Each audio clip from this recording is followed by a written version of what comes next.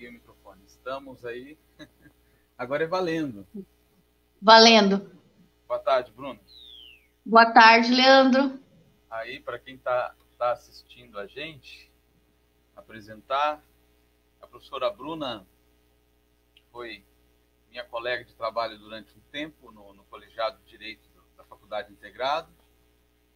Também foi minha professora de Direito Penal e Processo Penal. E para mim é um privilégio estar aqui com você. Obrigado por ter aceito o convite para vir bater um papo, porque quem não tiver com a gente aqui ao vivo, e quem tiver ao vivo já fica, tem 2 pessoas já entradas, podem ir mandando as questões, alguma pergunta, algum comentário, né? Obrigado, Bruno, por estar aqui. Valeu. Opa, tamo junto. Eu queria começar a conversa contigo falando, esse vídeo que foi passado aí um pouquinho antes, ele tá aqui, só deixar uma foto dele aqui. Ele refere-se a uma das 20 rebeliões que aconteceram na Itália por conta da superlotação. A Itália é o país em que as prisões são mais cheias da Europa. E essas 20 rebeliões aconteceram em Salerno, Palermo, Nápoles, Roma, Milão, em várias cidades, né? É muito interessante aí para alguma pessoa desavisada para ver que esse sistema prisional lá de fora também acontece esses problemas, né? Aquelas pessoas que acham que os problemas concentram-se aqui no nosso país, né? E algum dos motivos para essas rebeliões quando o governo suspendeu as visitas dos presos, sabe? Numa tentativa de impedir a infecção do Covid. Uma coisa que eu queria conversar contigo sobre essas condições, sabe, da saúde dos presos, né? E principalmente hoje em dia essas políticas de intervenção no sentido de você deixar algumas pessoas poderem sair, né? Pelo menos durante esse tempo aí da quarentena, né? Pessoas com mais idades, pessoas doentes, né? Lá um dos motivos da rebelião é a demanda por espaço. Veja que o problema lá da Itália também nós temos aqui. Um outro vício, as drogas, né? Pessoas que, como eles não puderam ter contato com as visitas, né, eles acabaram aí entrando num problema de não ter o que consumir, né, que em geral quem leva são as famílias e os funcionários, né. Houve saque nas farmácias dos presídios, né. Isso em geral demonstra o colapso, né, do sistema prisional lá, né. A gente pode sempre estar fazendo um paralelo com a questão do sistema prisional e o Covid, de uma forma geral, no mundo ou aqui. E eu gostaria de perguntar, de ter essa opinião sua, né? Em relação aqui no Brasil, essas ações aí do Estado de conter visitas, ou liberar algo que é, em geral, muito impopular, principalmente para esse governo de agora. Certo. Bom, primeiro, boa tarde, Leandro. Obrigada, agradeço o convite. Saiba que para mim é uma grande honra, né, poder receber esse convite para a gente conversar sobre um tema que eu gosto bastante, particularmente, né, que é a grande paixão profissional da minha vida, que é o sistema penal como um todo, né. Bem, o vídeo que você expôs aqui no começo da live sobre a situação carcerária na Itália, ele é muito representativo de uma situação que corresponde, na realidade, a um efeito de prisionização que é inerente à própria privação de liberdade, não é? Então, superlotação carcerária é um dos problemas da prisão, não é? O problema da segregação o problema da segregação constante, né, no caso da realidade dos indivíduos que estão privados de sua liberdade em razão da imposição de uma pena, traz questões, traz consequências que nenhuma intervenção do Estado poderia atenuar ou muito menos excluir, muito menos acabar com elas, né? Então, decorre do próprio isolamento, por exemplo, a agonia de não saber o que está ocorrendo fora da prisão, não é? Então, eles recebem, de repente, uma notícia do Estado de que as visitas estão canceladas, de que existe um vírus lá fora que está colocando a humanidade de joelhos e que, em razão disso, os parentes deles, os familiares, amigos, companheiros, etc., têm que ficar isolados em casa, não podem fazer as visitas, não podem levar os itens de higiene, de alimentação, cigarro e drogas também, né? Que o Estado não fornece a contento, né? Então, claro, o Estado fornece o mínimo ali de higiene, de alimentação, mas basicamente não satisfaz assim as necessidades básicas do indivíduo mesmo, né? As necessidades que cada ser humano tem. Então, para não falar em droga, que seria uma entrada ilícita, né? Mas o próprio cigarro, né? Cigarro é lícito e o cigarro não é fornecido pelo Estado, é fornecido pelos familiares, né? É claro que existe aquela situação de venda dentro das prisões, né? Tem algumas prisões até que tem vendinhas mesmo, mini mercadinhos lá dentro, né? E eles conseguem, de certa forma, fazer uma comercialização ali, ainda que seja com moeda própria, né? Troca outra coisa pelo cigarro, e assim eles vão sobrevivendo, não é? É a forma que existe de sobreviver dentro da privação de liberdade. Aí, de repente, começam a faltar esses itens, de repente eles não podem receber mais nem visitas, não é? E a realidade é que nem no Brasil, nem na maioria das prisões do mundo, esses indivíduos são considerados, assim, como sendo pessoas importantes para se comunicar algo, para se dar satisfação, né? Eles são tratados como indivíduos, como subcategoria humana. Então, eles vão lá avisar, olha, estão suspensas as visitas, porque tem uma pandemia aí de um vírus, não sei o que, e todo mundo tem que ficar em casa. Sem maiores explicações. Porque eles não têm acesso a essa avalanche de notícias que a gente tem todo dia, né? Então, se você quiser ficar informado sobre o coronavírus todos os dias, é só ligar, por exemplo, um canal de televisão, a própria Globo, ela fala disso quase que o tempo inteiro, né? Ou então, se você não quer assistir a televisão, tem a internet, e todo momento a gente tem notícia de qual é a situação do coronavírus no Brasil e fora do Brasil, não é? E eles não. Então, qual é a reação normal de um indivíduo que já está numa situação de privação de liberdade e, de repente, se vê diante da incerteza, do desconhecido e do pânico, por que não? Não é? Do pânico porque vai se preocupar com os seus familiares, se preocupa com a própria condição dentro das prisões, porque, na verdade, o fato deles ficarem lá sem visitas não significa, em absoluto, que eles estão seguros, né, contra o coronavírus.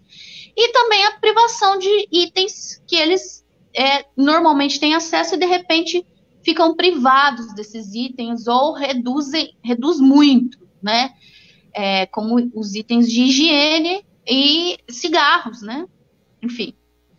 A reação vai ser explosiva, é claro, né, brigas generalizadas, rebeliões, motins. Então, não importa se o estabelecimento penal ele é superlotado ou não, não é? Pode ser um estabelecimento penal com a sua capacidade perfeitamente legal, né? Ali no limite, sem superlotação. Mas a situação, a explosão vai acontecer. Porque o problema em si não é a superlotação, né? A superlotação, é claro, que vai fazer com que a situação piore e muito, porque a superlotação impede completamente o freio à propagação do vírus, não é? Porque é impossível fazer isolamento. Então você imagina, numa casa onde residem 5 pessoas, uma casa pequena, já é difícil você fazer isolamento, com pessoas que estão indo na rua trabalhar, que precisam trabalhar, não é? Que estão no desenvolvimento, na atividade no exercício dessas atividades essenciais. O risco de contaminação dessas pessoas já é alto. Agora você imagine dentro de uma prisão superlotada, né? Mas eles não estão saindo. Como disse o ex-ministro Sérgio Moro, né? Ele teve uma fala nesse sentido, de que esses indivíduos estariam mais protegidos dentro das prisões do que fora, porque lá eles ficam sem contato com o mundo exterior. Ora, mas a gente tem que lembrar que os agentes penitenciários não estão fora da penitenciária, ou não estão 100% dentro da penitenciária, eles saem da penitenciária. Então, eles estão expostos, sim, ao risco de contágio, não é? Fora as coisas que entram de fora para lá, né? Itens de limpeza e etc. Não é? Então, é uma ilusão achar que deixar as penitenciárias isoladas significa impedir o coronavírus de entrar lá, né? Tanto é assim que a gente já tem notícia aqui. Eu procurei umas informações, pelo menos a Papuda, no Distrito Federal, que já está com 247 contaminados, 245 contaminados, alguma coisa assim, aqui eu peguei. 245 casos do complexo penitenciário da Papuda, distribuído ali entre os estabelecimentos, né, penais que integram o complexo da Papuda. Com 7 detentos internados, ou seja, já numa situação agravada, e um agente penitenciário internado. Um agente penitenciário que trabalha nesse estabelecimento. Então, mas o contágio dentro da penitenciária está proporcional ao contágio normal do Brasil. Temos mais de 6 mil mortes aí, quase 100 contaminados, não me lembro agora qual que é o número de contaminados no Brasil. Proporcionalmente, é verdade, tá adequado aí ao número, mais ou menos, de contaminados do país todo. Só que tem um porém, né? Tem um porém.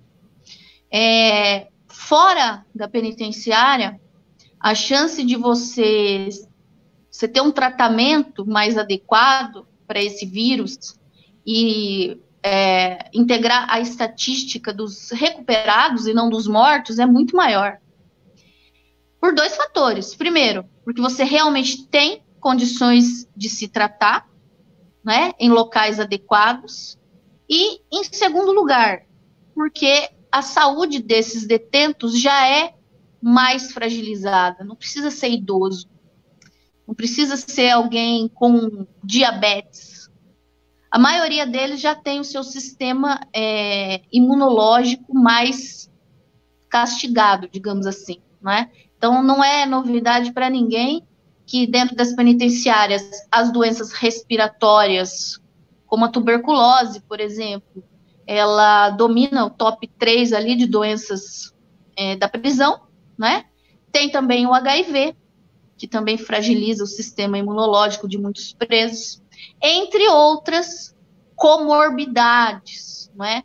Então, dentro de uma população prisional, se fora da prisão aqui, na nossa sociedade, os indivíduos com essas comorbidades são a minoria, quer dizer, a maioria de nós, aparentemente, somos saudáveis, né? Lá dentro, a maioria não é saudável. Não, mas eles são fortes. Ele pode ser forte, fisicamente forte, mas a saúde desses indivíduos já é mais frágil pela própria condição de vida que eles levam lá. privados do sol, não é? Privados do sol, ah, mas tem o banho de sol, né? Sim, tem, não é toda hora, né? Alimentação, não precisa nem falar qual é o tipo de alimentação que eles têm dentro dessas cadeias, né? Falta de assistência à saúde, então pode ter uma enfermariazinha lá, mas a maioria até fechada nem funciona, com medicamentos básicos, o atendimento médico dentro das penitenciárias. Se o sujeito está com uma febre, mete lá um antitérmico e ele que se recupere, a gente sabe que é assim que funciona, né? Higiene e condições de saúde lá dentro, de higiene mesmo, de saneamento também, muito mal e porcamente fornecido pelo Estado, de uma maneira geral. E, além disso, né, há depoimentos, hoje com o coronavírus, há depoimentos de agentes penitenciários. Eu peguei até uma matéria de um agente penitenciário que não se identificou, que falou sobre a situação de um centro de detenção provisória de Caraguatatuba, que falou que lá não tem álcool em gel, máscaras de proteção, nada disso que a gente recebe recomendações de usar e usa aqui fora, quer dizer, alguns, né, a maioria vem usando. Lá dentro não é possível fazer porque simplesmente não tem, né? Claro que a Secretaria de Segurança Pública do Estado de São Paulo e Secretaria de Saúde desmentiram o agente penitenciário, falaram que forneceu sim material e etc.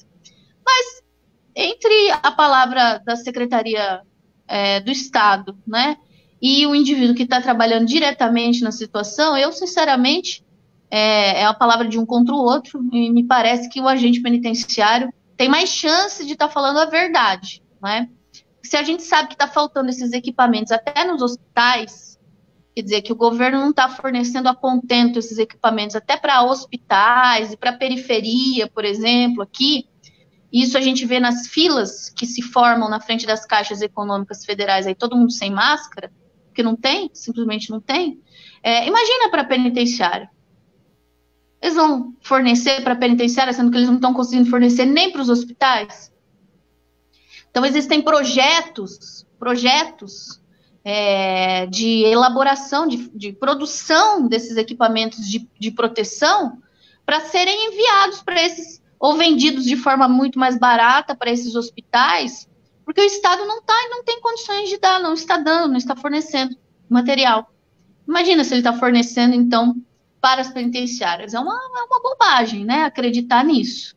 Então, é grave a situação, realmente, né?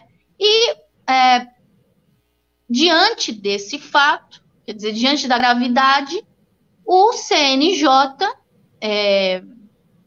publicou uma resolução, que é uma recomendação, na verdade, não é obrigatório juiz nenhum seguir a recomendação do CNJ, que visa realmente a liberação de alguns presos e evitar a entrada de novos presos, né? E muitas dessas medidas, que eu já li uma vez, hoje eu li de novo para relembrar, muitas dessas medidas recomendadas ali, principalmente para dois tipos de juízes, né?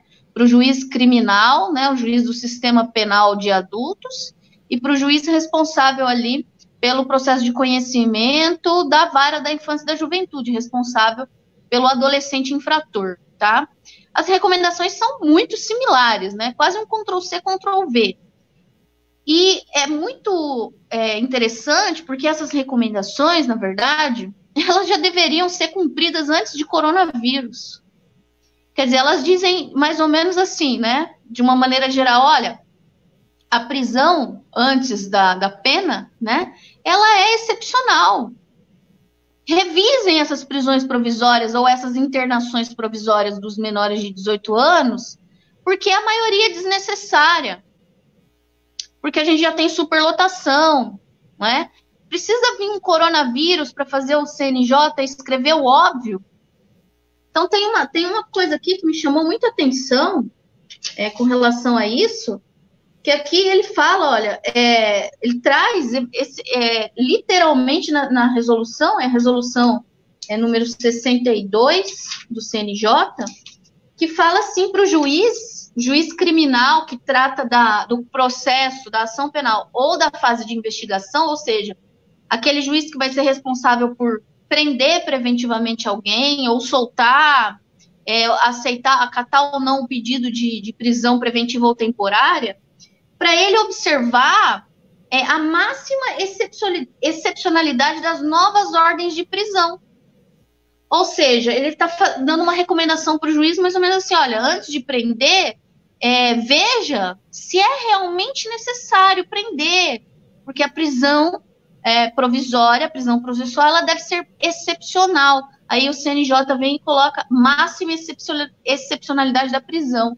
Em tempos de Covid, só? Não, essa resolução então já tinha que ter sido feita muito antes, porque a prisão ela já é máxima excepcionalidade mesmo.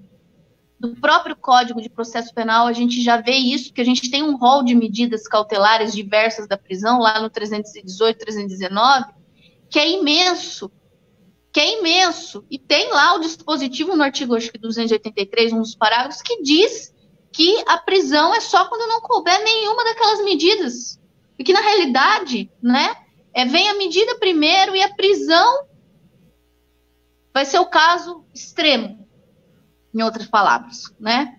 E tem os seus requisitos legais, a prisão temporária e a prisão preventiva para serem atendidos, o que na realidade no nosso ordenamento jurídico já não acontece no nosso sistema processual. A prisão ela é utilizada como regra. E aí as pessoas interpretaram todas essas recomendações do CNJ de que forma? Da pior forma possível. Sequer tiveram o trabalho de ler quais são as recomendações e disseram assim, o CNJ está mandando os juízes soltarem todo mundo. Isso é o máximo da desinformação e da ignorância, não é?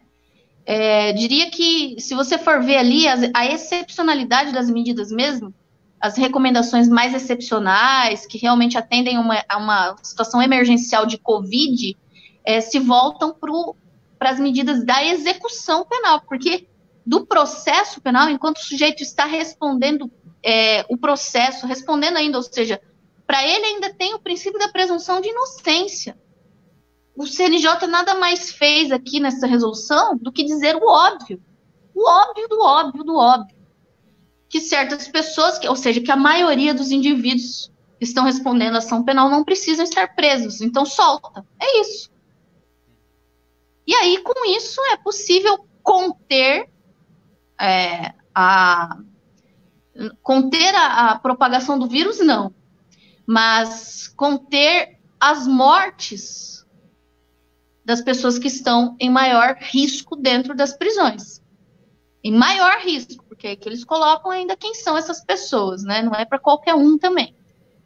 Mães, gestantes, idosos, pessoas com deficiência ou pessoas do grupo de risco. Aí já na execução penal a gente tem uma situação mais excepcional mesmo. Tem uma medida lá muito interessante de analisar, mas sempre o juiz tem que analisar a viabilidade disso, né? De soltura ou de antecipação, na verdade, de saída dos indivíduos que estão nessas mesmas condições, né? Nessas condições fragilizadas, que estão ali no fechado e no semiaberto.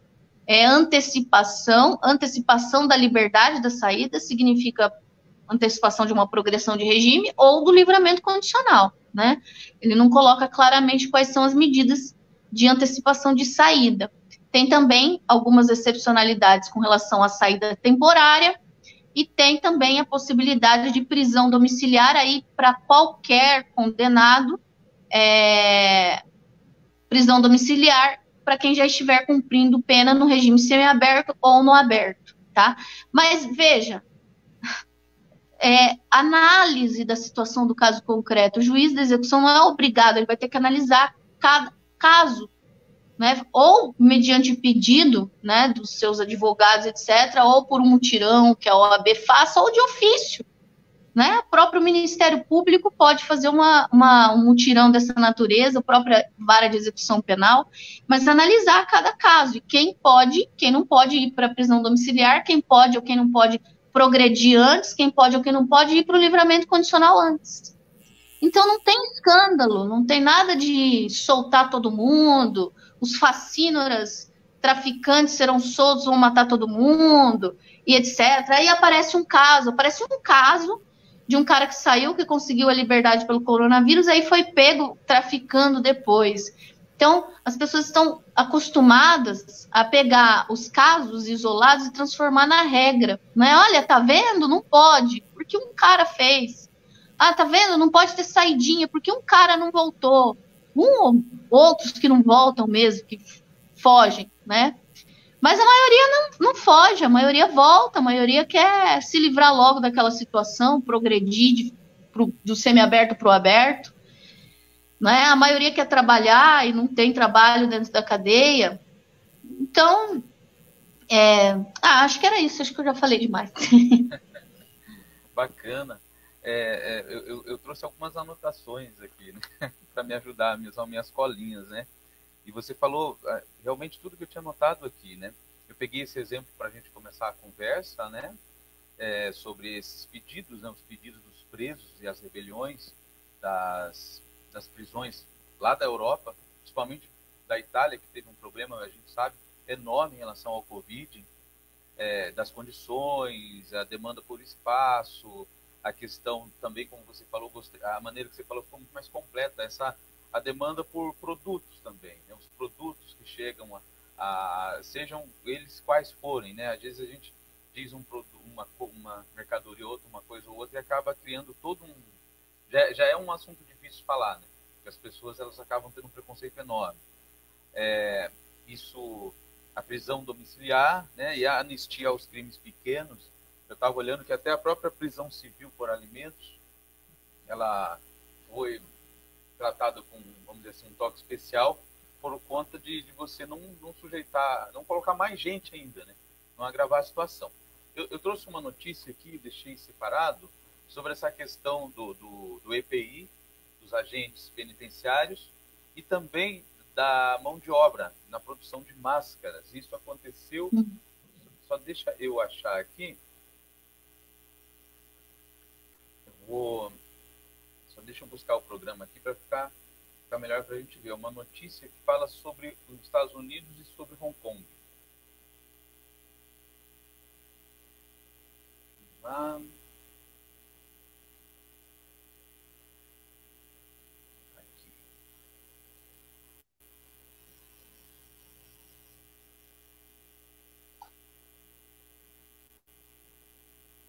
Só deixa eu arrumar melhor ela. Fica melhor a foto aqui, posicionado. É o coronavírus, presos em Hong Kong vão trabalhar para aumentar a reserva de máscaras de proteção. Os Estados Unidos também levaram uma política muito parecida com essa política, né? Só que aí começam alguns problemas. Bom, eles produzem máscaras, álcool, gel, que é proibido nas prisões, então eles vão produzir, mas em geral não podem utilizar desinfetantes, etc. e tal. As mulheres em Hong Kong trabalhando até 12 horas seguidas, né? O pagamento por esse trabalho, que é quando há, é muito abaixo, né? Então a gente vai vendo aí um certo tipo de escravidão, né? Um indivíduo que, conclusão, não tem outro nome para eu dar, uma escravidão, né? E também a pressão dos agentes penitenciários, tanto num lugar quanto no outro, em relação ao EPI, sem o mínimo necessário, como você disse, né? Se falta em um hospital, também falta lá, e lá falta mais ainda, né?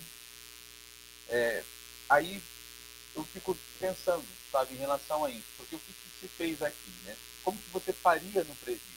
Esses dias eu estava assistindo um documentário bem antigo do Drauzio, e ele falava do Carandiru, e ele dividia, eu vou voltar aqui nós dois, ele dividia os pavilhões, e os pavilhões, eles tinham tinha uma política de divisão. O pavilhão onde entravam os primeiros, o pavilhão onde estavam as pessoas que tinham muito mais tempo lá, o pavilhão que dava mais problema, etc. e tal. Mas você fazer isso, por exemplo, um distanciamento social dentro do presídio, você dividir as pessoas que têm mais risco, dividir as pessoas doentes, colocar as pessoas com menos risco em outro lugar, e falar sobre distanciamento social, achatamento da curva, auto-quarentena, essas coisas, parece são assuntos que para a gente todo mundo está ficando especialista na internet sobre isso, mas você colocar coisas mínimas dentro da penitenciária é quase impossível. O que você acha sobre isso? Sobre essa ideia do EPI, dos agentes penitenciários, sobre essa ideia da mão de obra sendo utilizada, tanto nos Estados Unidos quanto em Hong Kong, uma mão de obra praticamente escrava, e quanto a essas políticas de contenção do vírus, que a gente faz aqui fora, entre aspas, se daria para fazer, se há algum presídio no Brasil que daria, se você conhece, já ouviu falar alguma coisa assim? Bom, Leandro, olha, aqui no Brasil, eu tenho notícia de que vem sendo feito alguns trabalhos, tá? Você está escutando direito? Que eu estou ouvindo um barulhinho? Esse barulhinho... Enfiado. Esse barulhinho é aqui. Melhorou? Não. Não? Será que é isso? Não parou. Será que ele está vindo lá também? Ele está aqui no... Agora parou. Parou? Não, agora voltou. Parou? Parou. Diminuiu, voltou. Voltou, é o meu retorno.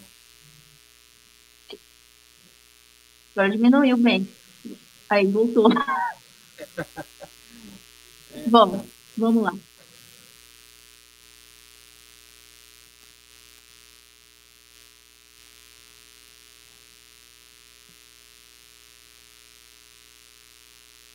Deu uma diminuída, né? Tá igual agora. Bom, com relação ao trabalho dos presos, né? Eu vi algumas notícias aqui no Brasil também, de presos que vão trabalhar na confecção de equipamento de proteção individual. Então, aqui em Londrina, por exemplo, os presos da PEL 1, da Penitenciária Estadual de Londrina 1, 15 presos, a princípio 15 presos, e depois eles querem aumentar para 20, se não me engano, que vão trabalhar com a produção de máscaras descartáveis e aquelas máscaras, aqueles que tem um nome, aquele protetor facial assim, de plástico, sabe? Que alguns locais já estão utilizando, no mercado aqui os funcionários já utilizam essa proteção maior, né, além da máscara. O que vai acontecer ali a penitenciária, na verdade, é uma parceria, né, com a ajuda da UEL também, com alguns participando da Universidade de Londrina, e uma empresa de Cambé que vai fazer o recorte desses equipamentos, e os presos vão fazer a costura e colocar a faixa de proteção e etc. Então, eles vão fazer esse trabalho. São só 15 a princípio, o sistema, né, vai ser fiscalizado, essa questão dos horários, etc., e é bom para eles porque cada dia trabalhado ali, cada 3 dias trabalhado é um dia de remissão da pena, né? Então, essa questão do trabalho a ser realizado pelo preso, cabe ao poder público fiscalizar, não é? Ou a comunidade também, se a comunidade tivesse algum interesse, né, em fiscalizar as condições de vida desses indivíduos dentro das penitenciárias. Né? Aqui a gente não vai ter esse problema, porque realmente o juiz de execução penal e o próprio promotor de execução penal são pessoas muito sérias, e as pessoas que desenvolvem esses trabalhos nas penitenciárias também, tá?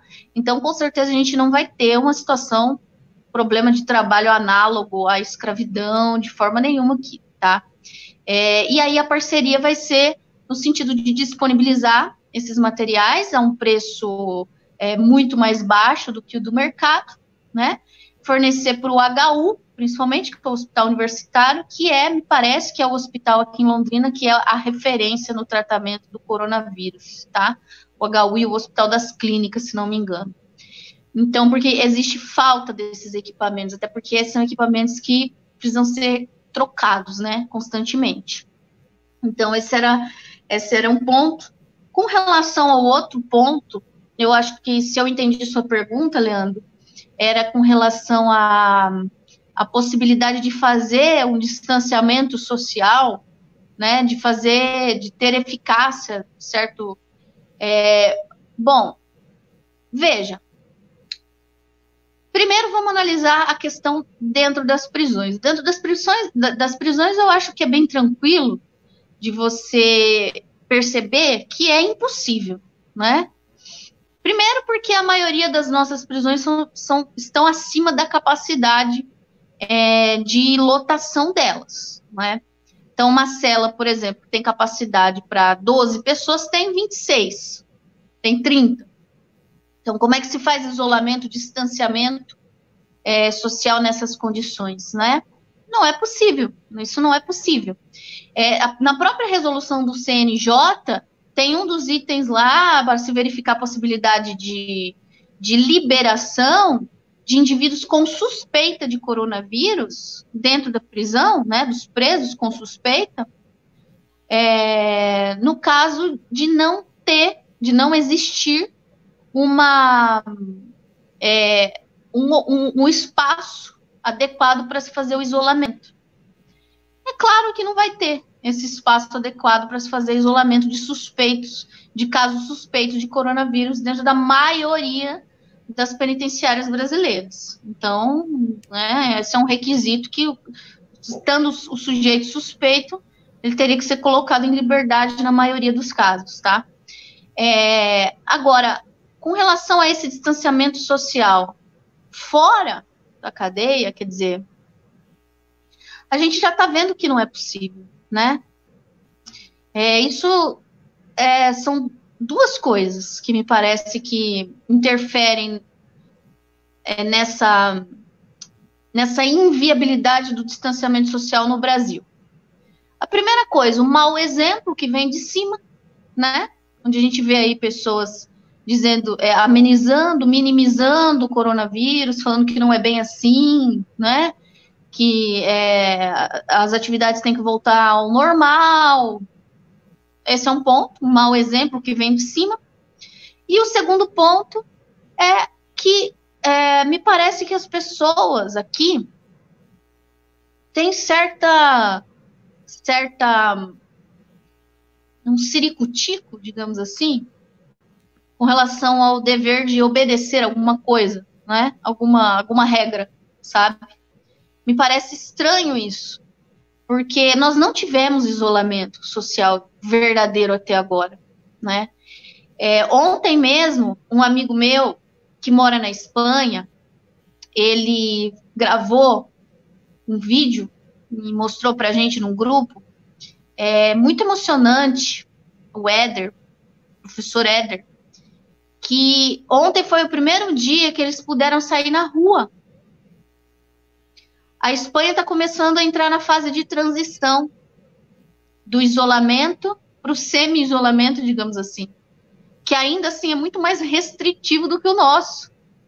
Agora eles vão ter autorização para sair das suas casas das 8 às 11 da noite, para dar uma volta, e mesmo assim não podem ficar parados, eles têm que andar, é para fazer atividade física, quem quiser ir no mercado e tal, mas se bem que eles poderiam sair excepcionalmente para ir no mercado, mas era uma coisa assim muito excepcional mesmo. Não é como aqui. Aqui, se você quiser ir no mercado todo dia, você vai. Você vai. Aqui, se você quiser fazer uma caminhada, você faz. Não tem ninguém te fiscalizando, te multando por causa disso, né? Você vê aí uma ou outra notícia espalhada no Brasil da polícia que foi atrás de gente que estava na praia, não sei o que lá, mas isso é excepcional. Você vê, aqui em Londrina, liberaram a abertura do comércio desde o dia 17. Desde o dia 17, o prefeito liberou, sendo que nem isolamento havia fechamento do comércio só, mas nada. Ninguém estava isolado em casa, ninguém estava preso em casa. E as pessoas dizem que se sentem presas em casa.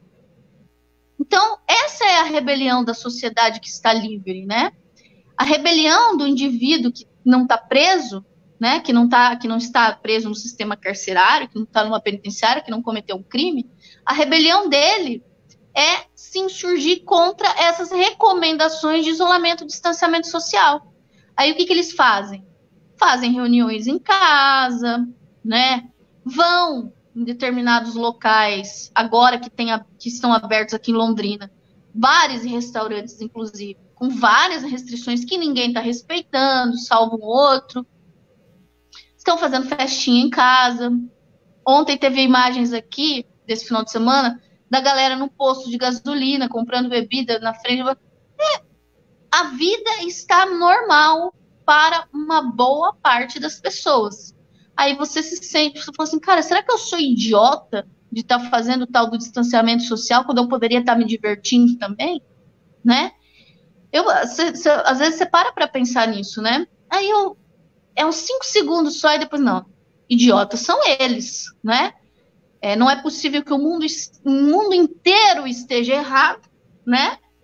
Espanha, Itália, com essas restrições terríveis, e só o Brasil e essas pessoas estejam certas, né? Então, eu acho que aqui, se não houver, de fato, esse achatamento da curva, porque agora que nós estamos vivenciando o pico de contágio, né? Você vê que o número de mortes de contágio vai dobrando a cada 2 dias e de morte também já tem muito mais casos por 24 horas, né? Em 24 horas do que antes. Se não tiver medidas duras como teve na Itália e na Espanha, ninguém vai respeitar recomendação de distanciamento social. Não vai, né? E eu desconfio que se tiver medidas duras, esse povo não vai respeitar também. O que vai acabar acontecendo? Aí, a contragosto meu, pelo menos, não concordo com isso, né? Eles vão ser presos.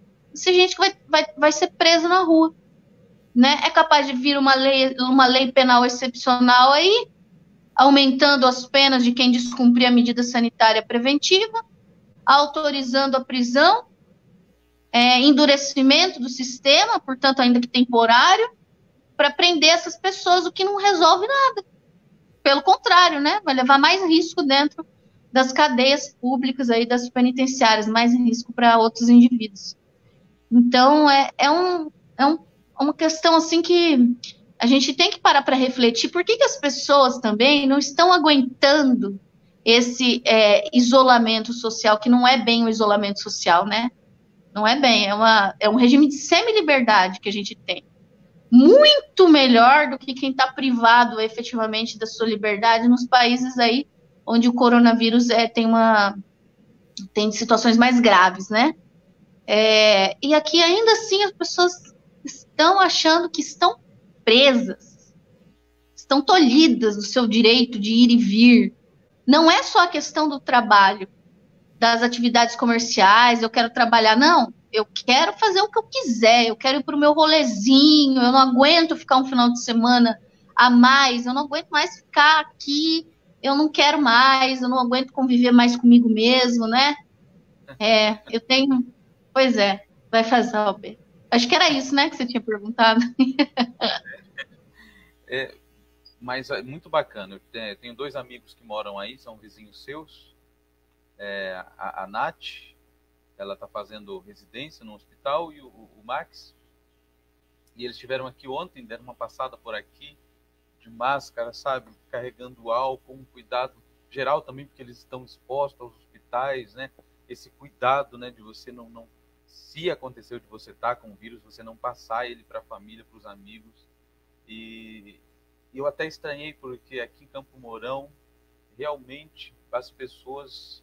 depois, principalmente depois que saiu o Mandetta, mas foi algo automático, sabe? A prefeitura já baixou um decreto, foi numa quinta, na sexta-feira já ia reabrir o comércio, e já mudou a mentalidade, né? Se havia todo um trabalho de conscientização, aquele trabalho acho que caiu mais de 50% com essa mudança política.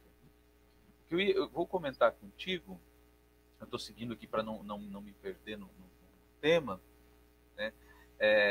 Nesses casos, vamos supor, né, um cenário ruim.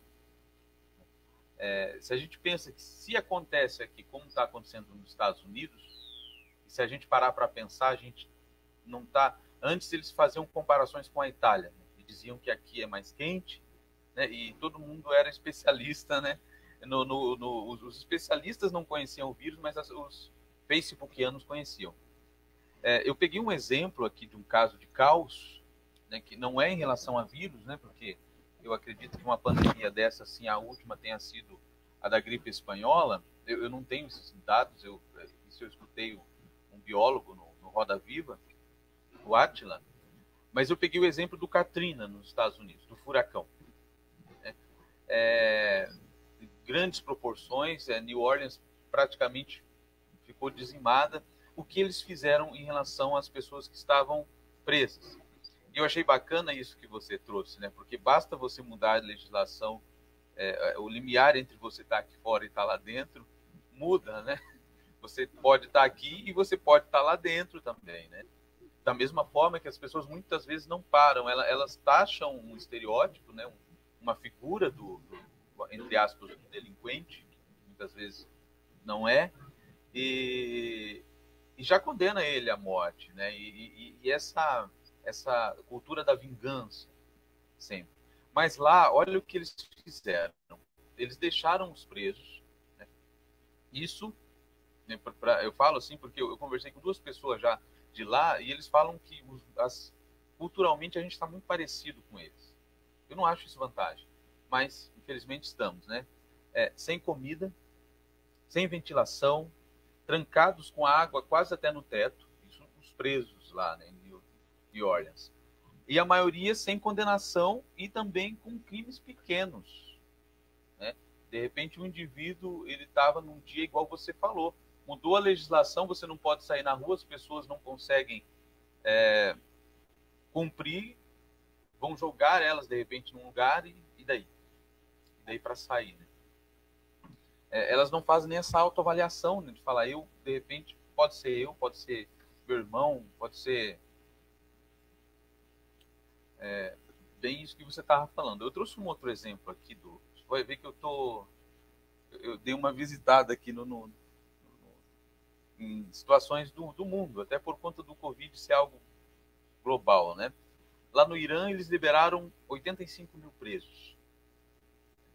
E a maioria presos políticos, ativistas, jornalistas, manifestantes. E também muitos vinculados em relação aos manifestos de novembro, logo depois dos Estados Unidos terem bombardeado, né? Eles terem matado aquele grande militar lá do Irã. E como muitas vezes a gente tem essa ideia, eu trabalhei muito em relação a essa ideia que a gente tem de si próprio, né? De tentar cair na real, né? da estrutura do Brasil, do que é o brasileiro, do que é você estar a liberdade e não ter a liberdade, né? Eu pensei um pouco nisso, né? Lá no Irã, que a gente está tão longe, né? E a mídia passa uma ideia tão distante do que fossem os iranianos, eles tomaram essa decisão que eu achei muito, muito importante, né? Que volta-se às medidas lá, né? A prisão domiciliar que você estava falando, a anistia aos crimes pequenos, né? A prisão domiciliar no caso da prisão civil, que eu estava lendo sobre esses dias.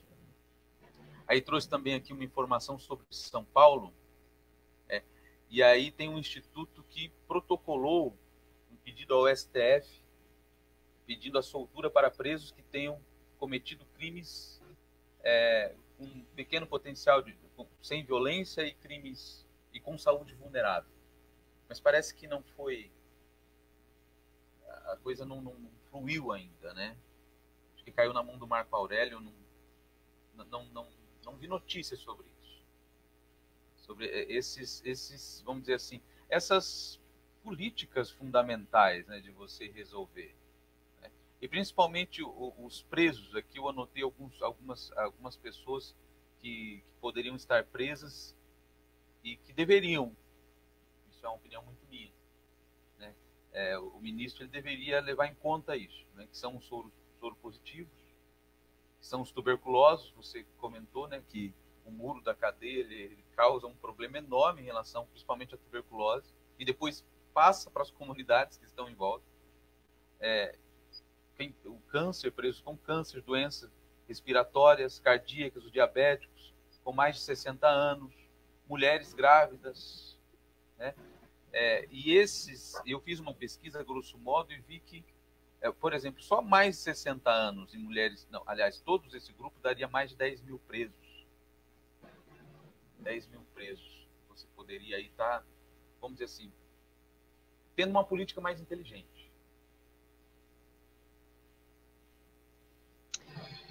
Bom, Leandro, teve sim essa decisão, tá? Essa manifestação do STF, foi do Marco Aurélio mesmo, tá? Que na realidade, assim, a decisão dele em si também não mandou soltar ninguém, veja. Ele só concordou com as recomendações do CNJ, né? Então, com todas aquelas excepcionalidades, restrições, etc., e a questão da prisão provisória, né? Que é óbvio que já deveria ser assim, né? Então, você imagina só, o Instituto ele entra pedindo a soltura de presos provisórios que estão respondendo por crimes de menor potencial ofensivo, crimes sem violência ou grave ameaça, e fragilizados, né? Vulneráveis ali, alguém do grupo de risco. Mas mesmo se não fosse do grupo de risco, o indivíduo que está respondendo por crime de menor potencial ofensivo, não necessariamente o menor potencial ofensivo, né, da Lei 9.099, mas um furto simples ou furto qualificado mesmo, crime sem violência ou grave ameaça à pessoa, por que ele está preso provisoriamente? No Brasil, a gente tem esse mesmo problema, né, que você anotou, que você indicou da questão de quem são os indivíduos que estão presos no Brasil hoje, cerca de 40% de presos provisórios. Você acha mesmo que 40% da população carcerária que está preso provisoriamente precisa estar presa? É óbvio que não, é óbvio que não. Uma vez um juiz afirmou que o Brasil não prendia muito, prendia pouco, porque por ele mesmo, ele gostaria de prender mais, mas a lei obriga a soltar. Isso é uma barbaridade, né? Fazer uma afirmação dessa no mínimo, ou de fato um problema de se informar melhor a respeito dos dados do Brasil inteiro, né? Não da uma população de uma determinada região apenas, ou então é má fé, né? É má fé, querer induzir as pessoas a erro, realmente, né?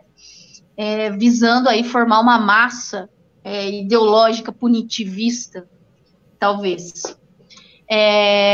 E não só prende muito, como prende mal, né? Quem disse isso foi um desembargador de São Paulo, Antônio Carlos Malheiros. Não só prende muito, como prende mal, ou seja, prende em local inadequado, não é? Os locais no Brasil não oferecem o mínimo do mínimo daquilo que se pretende dar como dignidade humana, não é? É difícil falar em dignidade humana para sistema prisional, não é? Até porque esses indivíduos eles não estão na mesma categoria de humanos que outros, não é?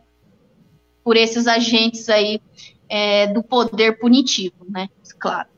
Agora, Leandro, uma coisa interessante que você falou aqui sobre o limiar, né? Quem está preso, quem não está preso, é uma questão assim. Muda rapidamente, né? Você pode hoje ser um cidadão de bem e amanhã ser um infrator que está preso, respondendo criminalmente, e aí você já muda o seu status de ser humano, né? De indivíduo. Veja, por exemplo, o que aconteceu, acho que foi a madrugada de sexta para sábado, que aconteceu, um ataque em Ourinhos, não sei se você viu isso, de uma associação criminosa, com armamento pesado, que explodiu caixa eletrônico, lojas, roubo não, furto, né? Me parece que não praticaram roubo, não lembro, não sei, tá? Mas a maioria, furto com emprego aí de armamento pesado, de explosivos, etc. E essa associação criminosa passou pela cidade, aterrorizou a população e foi embora. O que aconteceu na sequência?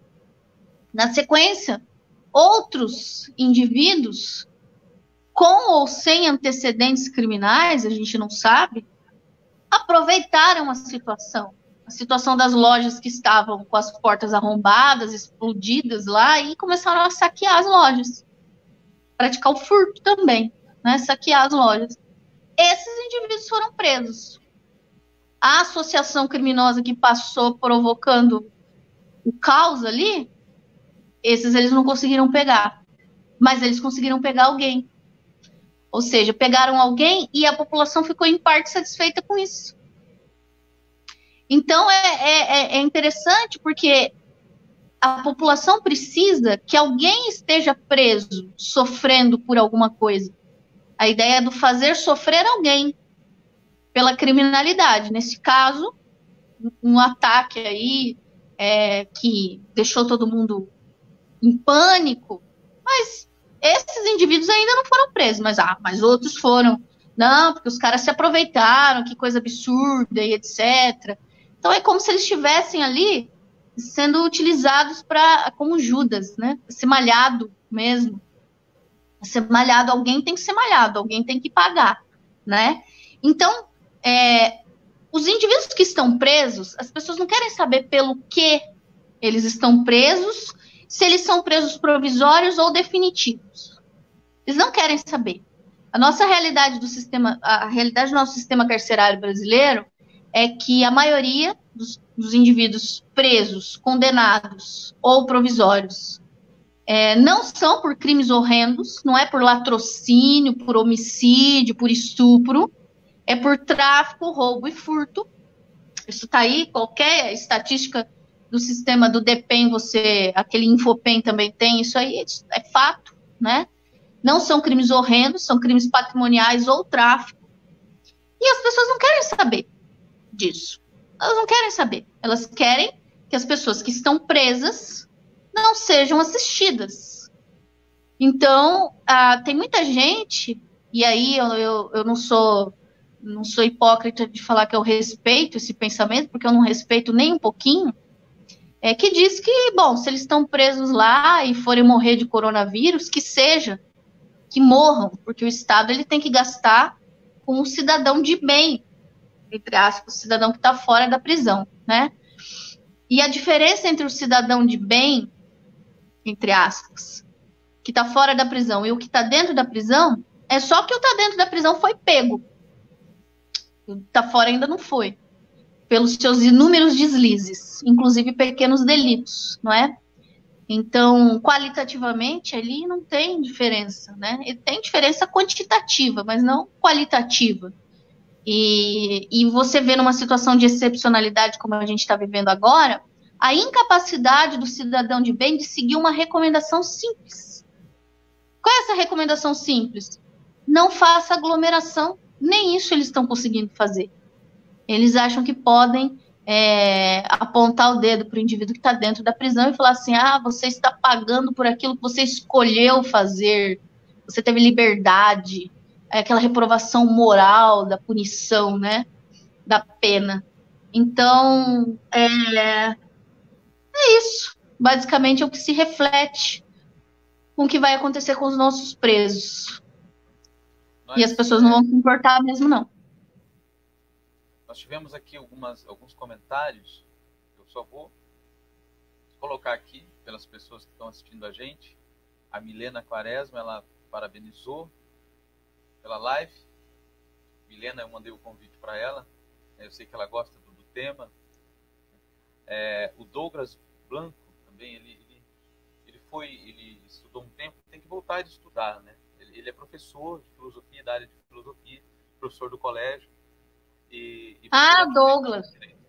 Eu parei de estudar direito antes de ter tido a honra de ter aula com essa professora, que além de entender muito de direito, é de uma humanidade muito grande. Parabéns pela visão. O professor Leandro... Valeu, Douglas.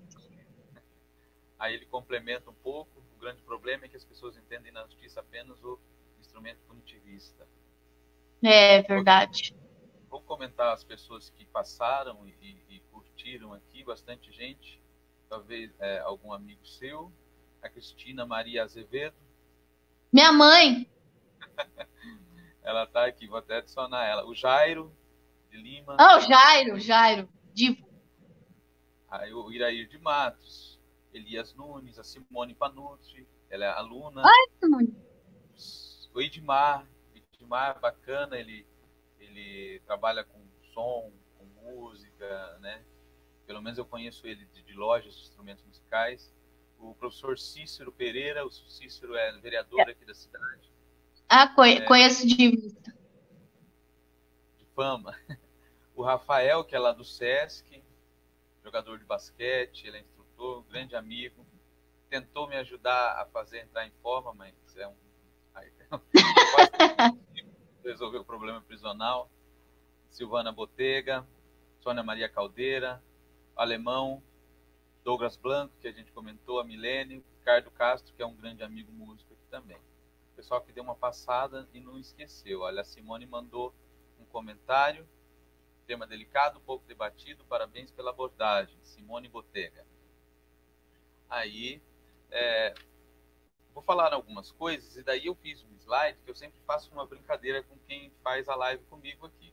Eu trago umas frases, depois eu falo de quem que é a frase, e depois eu coloco algumas coisas assim, sabe? Para descobrir se a pessoa é 880, se ela é além do 880, né? Ela está ali do 7, depois do 81, ou ela está entre o 9 e o 79. Putz, puta merda, Leandro. O Caparelli, ele falou, não tem como eu mentir, né? Minha família não deixa, eu sou 880. É. Aí eu anotei algo aqui bacana também sobre essa questão de abrir mão das fianças, sabe? Nesse tempo do Covid. Muita gente não pode pagar a fiança e acaba passando uns dias ou pior, né? Você sabe como são as coisas, né? Reduzir o número de pessoas presas, isso daí, como você falou, não deveria ser um tema só de agora, né? É algo que tem que ser muito trabalhado. Quando eu fiz a minha dissertação, da direito penal, ele caiu assim, veio, e quando eu entrei a estudar direito, eu fugia um pouco, sabe? Eu trabalhava como perito na área civil, financeira, né? Ficar com algo mais fácil, que são os números. Mas acabei estudando, sabe? E eu lembro quando eu fui conversar com o Dr. Fabrício, né, para poder analisar os processos criminais, ele tinha um projetinho para resolver o problema aqui da cadeia de Campo Mourão, porque havia muita gente que não precisava estar mais lá. Eu lembro da fala dele como se fosse ontem, sabe? Aí o Robert Vani foi comigo para me apresentar, para que eu pudesse criar uma confiança, para eu mexer nos arquivos da vara criminal, e ele falou, olha, tem esse projeto aqui, né, para resolver. Né? Como está o som? Você está ouvindo? Tá bom, tá bom. Aí uma coisa assim, né, para finalizar as minhas anotações, olha, eu fiz bastante anotações. Falei, que bacana poder falar contigo. Né? Interessante como o Covid, ele vem, isso é uma coisa pessoal, agora pessoalmente, e ele muda o discurso ou até o posicionamento de algumas pessoas. Né? Talvez elas não tinham posicionamento antes, mas elas começam a observar a necessidade do social no Estado. Vamos dizer, elas ficam menos liberais. Né? Eu acho que até o Guedes, nesse momento, não está conseguindo, não cabe tanto liberalismo no discurso dele. Mas essa maior parte do Estado, né? Como você viu, tanto o Legislativo, o Estado como geral trabalhando. Né? As pessoas veem a necessidade de você ter um Estado para coordenar, e elas esperam isso do Estado. Né? Tem que coordenar. Eu, por exemplo, algo muito pessoal meu, eu gostei da forma como estava sendo administrada pelo Mandetta, mas não conheço bem ele, não entro em questões pessoais, mas um discurso mais científico, mais técnico, né?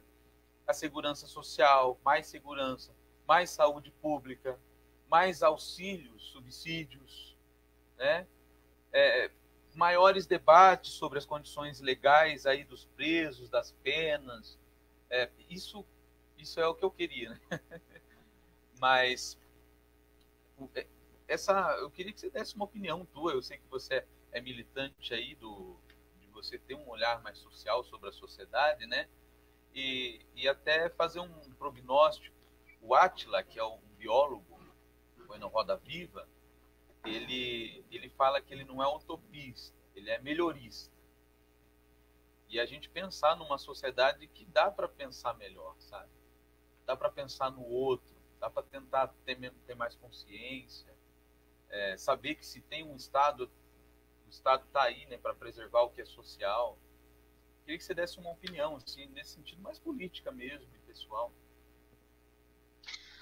Bom, Leandro, eu acho que essa situação de pandemia deixou exposta uma fragilidade da humanidade, várias fragilidades da humanidade, não é? E deixou exposta a desigualdade social, a desigualdade econômica, né? Social, econômica, que as pessoas fingem que não veem no seu dia a dia, não é? E também, com relação a isso não significa que eu esteja acreditando naquela frase de estamos todos no mesmo barco, pelo contrário, né? Não estamos todos no mesmo barco, não, nem politicamente falando e nem socialmente falando, né? Então, essa pandemia deixou as feridas abertas, as feridas expostas, porque as feridas já existiam, né? Só que ela deixou as feridas expostas, e de um jeito que as pessoas, as mesmas pessoas que, quando passam na rua e veem a miséria, viram a cara, elas estão virando a cara agora também para o coronavírus, né? Estão fingindo que não é nada, estão fingindo que não vai acontecer nada.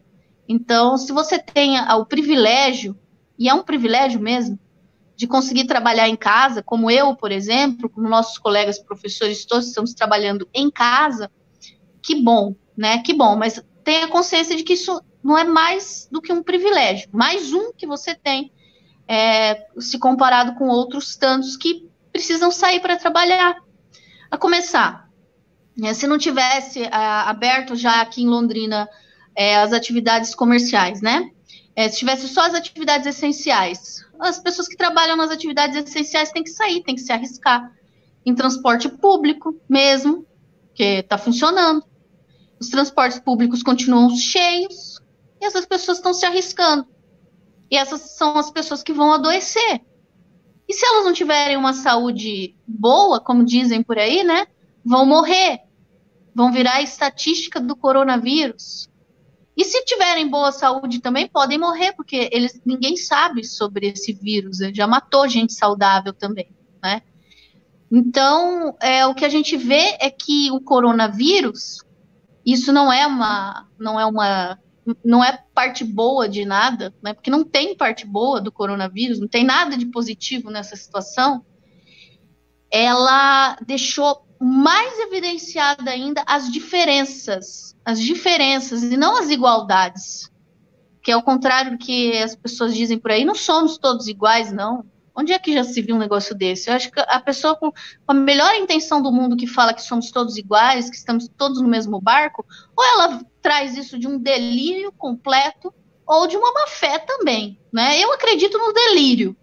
No delírio, às vezes o delírio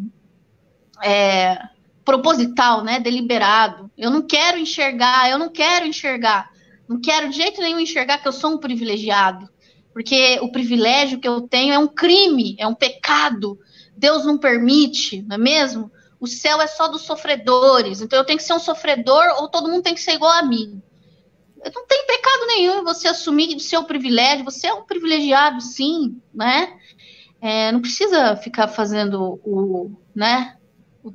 estamos todos no mesmo barco afundando. Não, podemos estar todos afundando.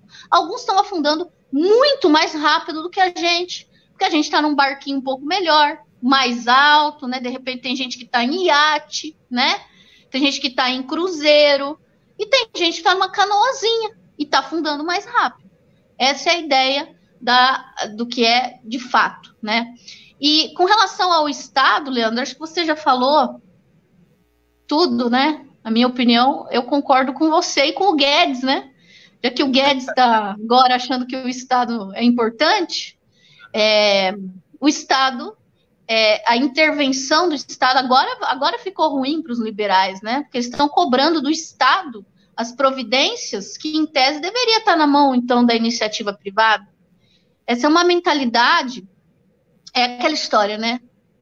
Você só é liberal mesmo, liberalzão, assim, no sentido de Estado mínimo, quando você não precisa dele, por alguma coisa.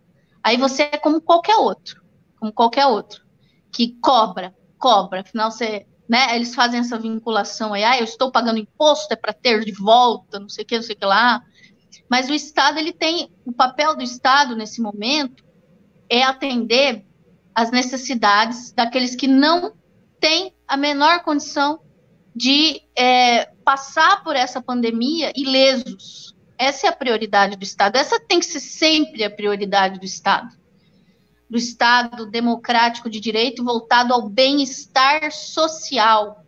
Bem-estar social é bem-estar de todos, mas a gente tem que levar em consideração que alguns são mais do que outros, né? E princípio da igualdade não significa que eles são todos iguais. Pelo contrário, né? Isso a gente já está careca de saber, né?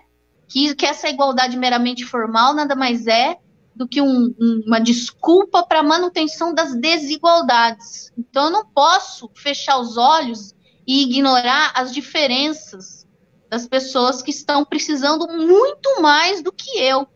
Muito mais do que eu. Quer dizer, tem gente que está trabalhando menos, mas está trabalhando, conseguiu o auxílio do governo, e tem gente que não tem nada e não conseguiu ainda o auxílio porque não sabe mexer no celular ou porque não tem condições de ir até a Caixa Econômica Federal. São esses erros que o Estado tem que corrigir. É agora que você vê onde está essa população sem conta bancária, sem condições nenhuma de acessar um aplicativo no celular, porque ou não tem o celular adequado para isso, ou não sabe mexer. Então, isso está expondo as vísceras dessa desigualdade, não é?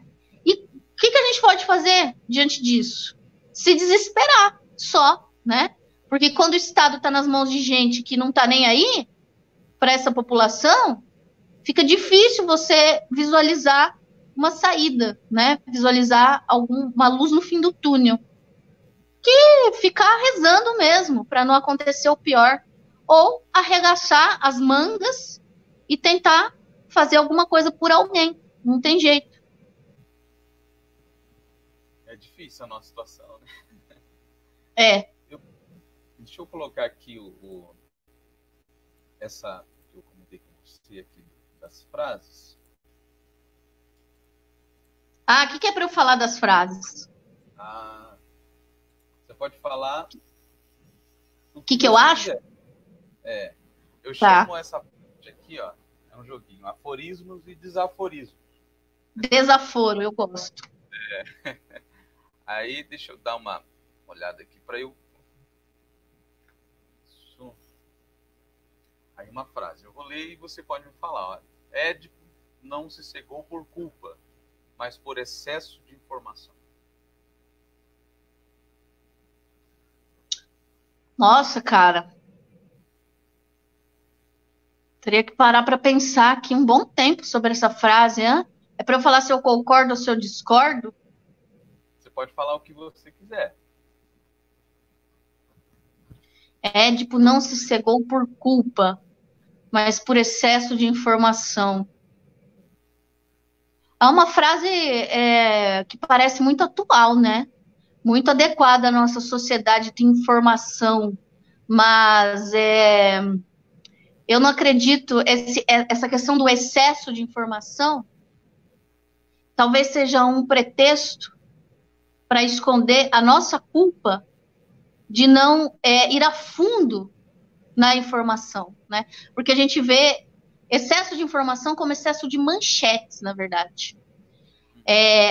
Pode ser que a gente tenha realmente muita informação, mas a gente não faz uso delas, a gente faz uso das manchetes. Então, da superficialidade das informações. Então, eu ainda acho que o que cega a gente é a culpa mesmo, não o excesso de informação. Talvez a falta de informação é que nos segue. Bacana. Ó, outra frase. São 3. Depois eu falo o autor. Tá. Não fazer como aqueles que, ao serem picados pelas abelhas, renunciam a colher o mel. Legal, legal. Tem que seguir em frente, certo? É assim. Concordo. Quem Não, é um problema, é aquela questão do, né? Todo mundo, as pessoas que ficam com medo, deixam seus traumas paralisarem suas vidas, não é mesmo? Acontece pelo menos alguma vez na vida em alguma parte da sua vida, né? Pode ser na sua vida profissional, pode ser na sua vida amorosa, um trauma que te trava, né? Que te impede de seguir adiante. Sei lá, né? Mas terapia neles. Eu pensei também, bacana, eu pensei essa questão, né? Se você vai muitas vezes escolher o mel e renunciar, né? Em relação também, acontece muito, mas é por ter essa questão econômica na cabeça, né? Às vezes a pessoa ela participa da colheita, ela é picada, ela sofre com aquilo, mas acha que ela não é digna, né? De usufruir daquilo mesmo. Mas legal. Bastante coisa, né? Legal. A terceira. O novo não está no que é dito, mas no acontecimento de sua volta. O novo não está no que é dito, mas no acontecimento de sua volta. Aquela história, né? As coisas só acontecem quando acontecem, não no discurso puro e simples, né? Mas eu acredito que a partir do que é dito é possível perceber o acontecimento à sua volta, pelo menos perceber, e não para modificá-lo, tá? Eu não sei se eu acredito muito nessa ideia de transformação, de modificação das coisas, mas você tendo pelo menos a percepção daquilo que verdadeiramente acontece, já facilita muito a não falar besteira. Bacana. Vamos lá, agora pedir para você escolher entre duas coisas. Eu tô aprendendo a mexer com esse programa, então às vezes eu me atrapalho um pouco, ok? Você consegue resumir? Tipo, você já falou alguma vez, eu sou 8 ou 80? Para algumas coisas você Para algumas coisas, sim. Mas eu acho que para a maioria, não. A maioria das coisas eu não... Eu já falei algumas vezes essa frase. Nisso aqui eu sou 8 ou 80. Ou é ou não é. Direito penal e redes sociais. O que você, se tivesse que escolher? Eu tenho que escolher? Seu tempo. Mais nas redes sociais ou mais focado no direito penal? O que você prefere? O que eu prefiro? Direito penal, com certeza. Direito penal nas redes sociais, porque assim, eu fico no direito penal, pego alguma coisa interessante e já posto nas redes sociais. Ler ou escrever? Escrever. E aqui a última. Socialismo. Às vezes uma coisa a ver com a outra, mas é de propósito, tá? Eu não porque o socialismo não exclui a liberdade de expressão, então Então dá para você escolher o socialismo. Bacana, bacana. E esse aqui é o banner, deixa eu colocar o banner que a gente fez, que eu fiz para a nossa live.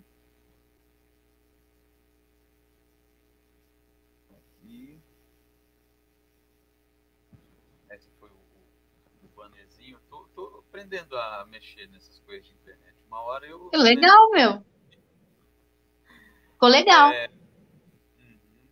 Tem alguma coisa que você quer falar, perguntar? Que a gente caminhando para... Nós estamos a 1h21 de conversa. Não, eu queria agradecer, Leandro, a oportunidade. Foi muito legal. Eu acho que a gente tem que fazer mais essas coisas mesmo. Aproveitar, de certa forma, essa quarentena para pensar juntos certos temas. Serve como um meio de aproximação, né? Uma comunidade, né? Uma terapia coletiva, talvez.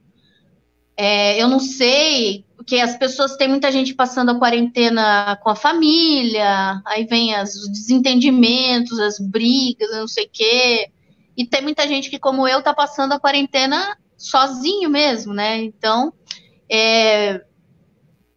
não é uma oportunidade, mas é algo que, até falei com uma amiga minha esses dias, que eu vi numa entrevista do Christian Dunker, achei interessante quando ele falou isso, que você pode, de certa forma, sair melhor dessa situação, apesar dos danos, né? Então, de contenção de danos mesmo. Então, se a gente fizer essas reflexões, coisas sobre nós mesmo, né? Não só sobre o coronavírus e a situação do mundo e as situações, os problemas, mas parar um pouco para pensar o que você tem feito, né? Até agora, o que você escreveu? Escreva, né? Faça um diário da quarentena, né? Leia os livros que você comprou e estão atrasados, e estão empilhados. E é isso, vamos refletir, né? E com relação ao direito penal, como eu não estou dando aula presencial, a gente está dando tudo aula virtual, eu vou ficar tagarelando na internet sobre direito penal toda semana, com certeza. Porque eu preciso desabafar, né? Eu desabafo na sala de aula, os meus problemas com direito penal, e eu não estou tendo isso, então vocês vão ter que me aturar nas redes sociais aí mesmo. Valeu, Leandro.